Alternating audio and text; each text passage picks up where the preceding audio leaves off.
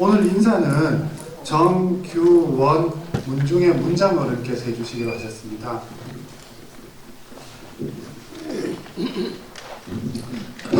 감사합니다. 봉화군 또 문화원 여러분들이 우리의 조상들을 위해서 이렇게 애써주셔서 감사를 드립니다.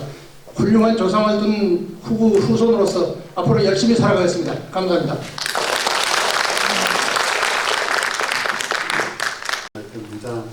충신대학교 철학박사이신 김태환 선생님께서 홍정양의 생애와 그 의미라는 주제로 발표를 해주시겠습니다.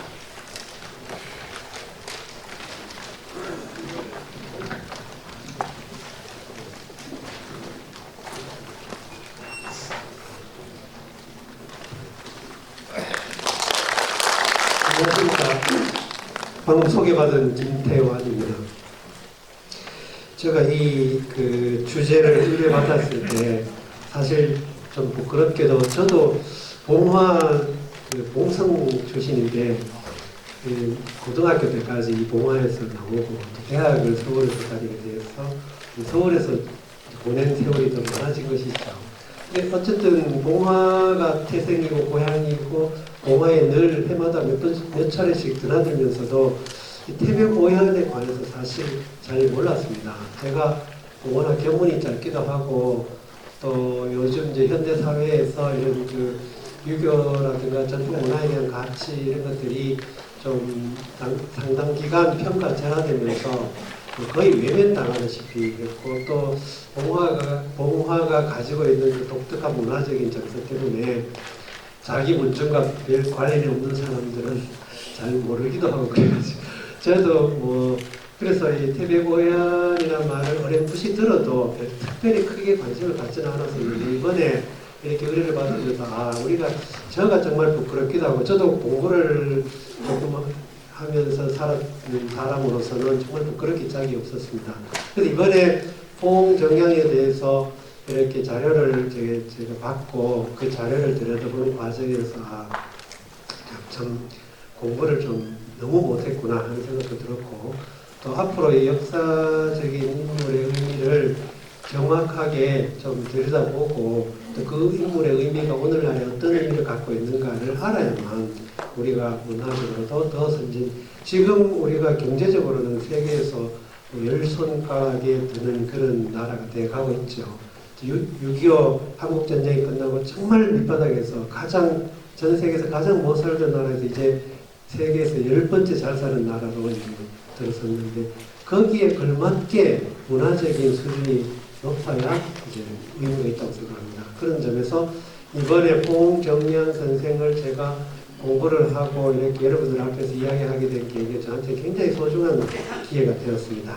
자, 그래서 어쨌든 제가 받은 그 정양 홍집에는 집을 근거로 해가지고 홍 선생이 어떻게 살았는지 또 홍 선생이 다른 그 당대의 사람들과 어떤 교류를 했는지 이런 것들을 좀 추적을 해보았습니다. 일단 홍 선생은 정양이라고 하는 분은 그 송강정철이라고 그 조선시대의 그 문학사에서는 가장 중요한 인물 한 두세 사람을 뽑으면 반드시 들어가는 그런 송강정철 선생의 그 손자로 태어났습니다. 근데 이 송강정철 선생은 조선 정치사에서는 서인의 어떤 핵심 인물 중에 하나로 분류되기 때문에 사실 이 지역이 지역색으로는 남인과 퇴계항맥에 퇴계항맥의 어떤 의미에서는 본산이라고 할 수 있는 그런 지역임에도 어쨌든 포 선생이 이쪽과 연고를 맺었다는 것은 굉장히 독특한 일이라고 생각이 됩니다. 물론 아까 제가 다른 분들의 발표를 들어보니까 이 봉화가 가지고 있는 이 굉장히 말하자면 정통지향적이면서도 동시에 다양한 문화를 폭넓게 받아들일 수 있는 그런 문화다 이렇게 평가를 하셨는데 다양한 걸 받아들일 수 있는 것은 자기 자긍심과 자존심이 강해야만 가는 겁니다. 자기가 외부에 자칫 문을 열었다가 휩쓸려서 자기도 잃어버리게 된다. 그러면 문을 열 수가 없죠. 그러나 우리는 이 봉화라는 곳은 정통적 어떤 뿌리가 튼튼하기 때문에 어떤 사상이나 어떤 사조가 들어와도 그 자체로 조화를 이룰 수 있겠구나 하는 그런 평가를 듣고 저는 굉장히 좀 뿌듯했는데 정양 선생 역시 그랬습니다. 그러면 그 포옹 선생이 실제로 봉화와 어떤 인연을 갖고 있었는가? 하는 인연이 그렇게 드나들기는 여러 차례 드나드셨어요, 봉화에.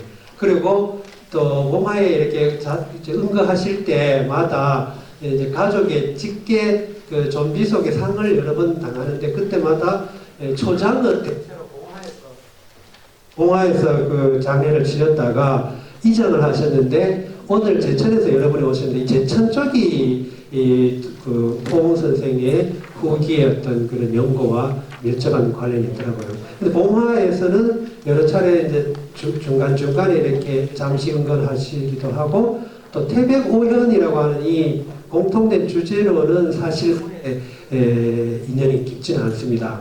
태백오현이라는 그 오현들의 생애 행적에서 5분이 동시에 교유한 시기는 한 1년에서 2년 정도 안 됩니다. 그 시기가 이제 두곡 선생이 돌아가시기 1년 전인데 그 무렵부터 해서 한 1년 반가량 정도 아마 5분이 동시에 같이 교유도 하고 또 시문도 나누고 그 다음에 동질감이라든가 동지의식 또 같은 공유하는 역사의식 뭐 이런 것들을 가지셨던 것 같아요. 자, 그 다음에 그것은 이제 두곡 선생의 생애에도 그런 내용들이 나오고 또 포옹 선생의 문집에도 그런 내용들이 이제 짤막짤막하게 나오는데 좀 어쨌든 포옹 선생님의 문집 자료가 저희들이 그 독립된 주제로 다룰 만큼 이렇게 풍부하지가 못해가지고 뭐 공부를 좀 많이 한 분들 같으면 그 행간을 읽어서 충분히 이렇게 읽어내실 수 있겠지만 이제 교문이 짧아가지고 포옹집만 봐가지고는 사실 제가 이렇게 많이 추출해내지는 못했습니다.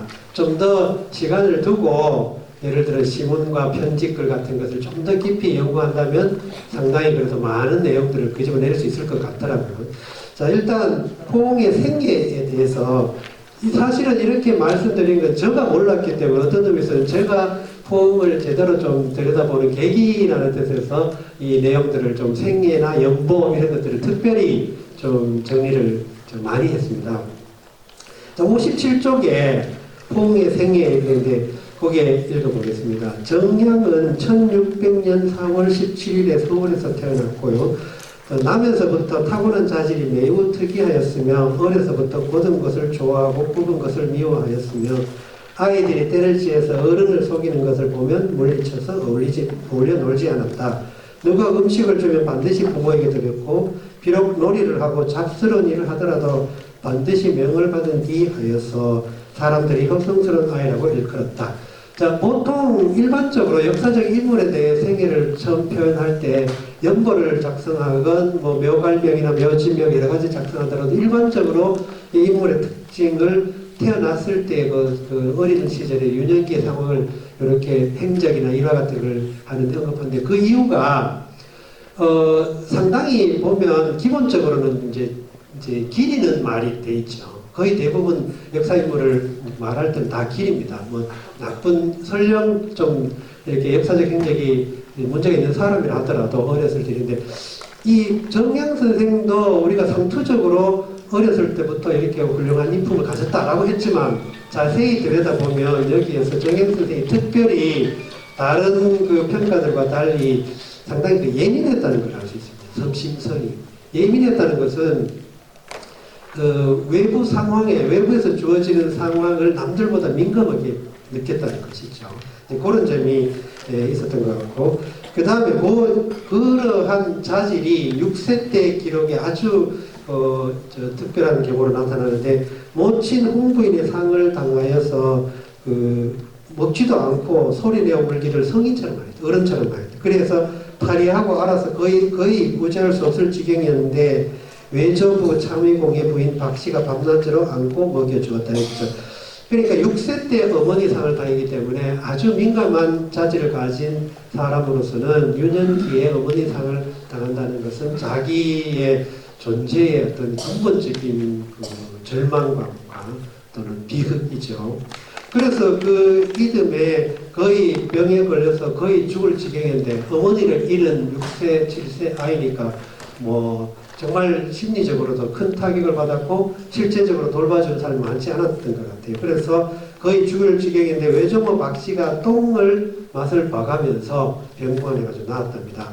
그런 점에서 아마 그 정양 선생의 초년 유년기에는 외조모의 영향이 많았던 것 같고, 또 이 상황을 우리가 짐작할 수 있는 것은 19세 때 기록입니다. 1618년 19세 때 보면 이 시기에 그 원래 그 이전까지도 한 5, 6세까지도 그 워낙 어려서 힘들어서 이렇게 병도 많고 해가지고 공부를 많이 집안에서도 많이 시키지 않았다고 해요. 그래서 그러다가 이제 그 중시인 영동공에게 처음으로 글을 배우면서 공부를 시작해가지고 그래도 굉장히 이제 좀 머리도 뛰어나고 또 그래서 19세 때 봄에 진사시에 3등을 하였는데 외조모 박 씨가 과거 공부를 권하면서 네가 입신양명하는 거 보고 죽었으면 소원이 없겠다. 왜 안 그러겠어요? 외조모니까 외손자가 정말 그냥 자기의 똥맛을 봐가면서까지 구해준 그런 외손자니까 정말 이 아이가 자라서 제부실이나 할까 하고 이런 생각까지 할 정도로 약했던 아이가 성장해서 출가도 하고 더군다나 이제 과거 시험까지도 볼 기력이 되니까 얼마나 자랑스럽겠습니까? 그래서 네가 입신양명하는 걸 보고 싶구나 했는데 선생은 어쨌든 과거에 응시하고 합격하자마자 이게 진정으로 공부를 하는 사람들의 길은 아니다. 과거 공부라는 것은. 이것은 그냥 입신 출세하는 길이지 학자로서 양식 있는 학자로서 길은 아니다 하고 과거를 위한 공부를 단념하고 그 당시 사계 김장생의 문화에 들어갔는데 사계 김장생은 바로 광산 김씨이고 또 율곡 선생의 직계 제자이며 문묘에도 종사되는 아무튼 간에 조선시대 학자로서는 굉장히 중요한 인물인데 예학의 태도이기도 하고 근데 이 김장생 문화에 들어가서 공부를 했답니다. 근데 그 당시 김장생 문화에서 공부한 분들이 다 우암 송시열, 동춘당 송준길, 신암 유계 뭐 이런 분들인데 이런 사람들이 전부 사실은 나중에 서인에서 이렇게 이제 발전해 나간 노론의 그 핵심 인물들이죠. 그러니까 말하자면 정양 선생의 인맥과 학문 교류 관계는 노론과 직접적인 연관이 있다는 것입니다.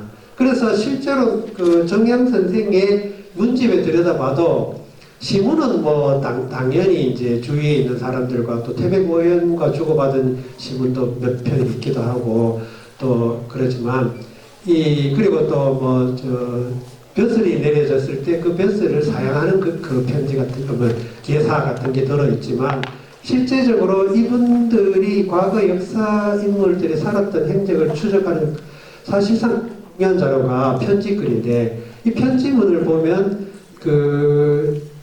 포옹 선생의 문집에 나와 있는 편지글에도 거의 대부분이 그 노론들과 노론 방금 말했던 우암송시열 그다음에 이제 윤순거 이런 노론들의 이제 인사들과 주로 편지를 주고받았고 또 실제로 포옹집에는 우암송시열과 주고받은 편지가 한 4통 남아있지만 송자대전이라고 우암송시열의 문집에는 34통가량이 포옹과 주고받은 편지가 있습니다. 이 내용들은 그만큼 우암집에 송시열의 문집에 편지글이 한 1000통가량 이상됐고 엄청 많은데 그 많은 편지글을 다 편집을 하면서 그 중에 35가 특별히 정양 선생과 주고받은 편지만 수록되어 있어요. 그게 총 34통인데 그 중에는 우암 선생이 직접 말하자면 먼저 편지를 보낸 것도 있고 또 정양 선생의 편지에 답하는 편지도 있기 때문에 그 주고받은 관계를 유추해보면 이 사람들이 어떤 논의를 했고 어떻게 교류했는지 알 수가 있는데 불행하게도 포옹집에는 4통밖에 안 남아있어가지고 정확하게 포옹 선생이 어떤 내용을 주고받았는지는 유추를 할 수밖에 없어요. 근데 송시열의 문집에는 34통가량의 편지가 있기 때문에 그걸 잘 유추해보면 정양 선생이 직접 실제로 우암 송시열과 편지를 주고받을 때 어떤 문제를 다뤘는지 이런 걸 들여다볼 수 있는데 쭉 일별 뭐 꼼꼼히 들여다보지는 않고 쭉 일별해봤더니 대체로 그 문안 편지라든가 근황을 알리는 편지가 많았습니다. 왜 그런가 하니 포옹 선생이 그 38세에 병자호란을 당하면서 아주 신체적으로 심각한 비화했기 때문에 그 적병의 어떤 그런 상처를 입었고 그 뒤로도 포옹 선생이 그 개인적인 생애로는 굉장히 비극을 많이 겪었는데 아들이 여자를 하기도 하고 뭐 이렇게 해가지고 그런 상황 속에서 손자를 보고 싶은 그런 욕망, 이 포옹이라는 뜻도 그런 뜻이라고 그 손자를 안아보겠다는 그런 뜻으로 그런 그 여러 가지 이런 비극적 참척을 당하고 이런 비극을 당하니까 그 점에 대해서 우암 송시열이 위로하는 그런 편지글들이 주로 있고 또 이제 중요한 것 중에 하나, 포옹의 생애에서 중요한 것 중에 하나가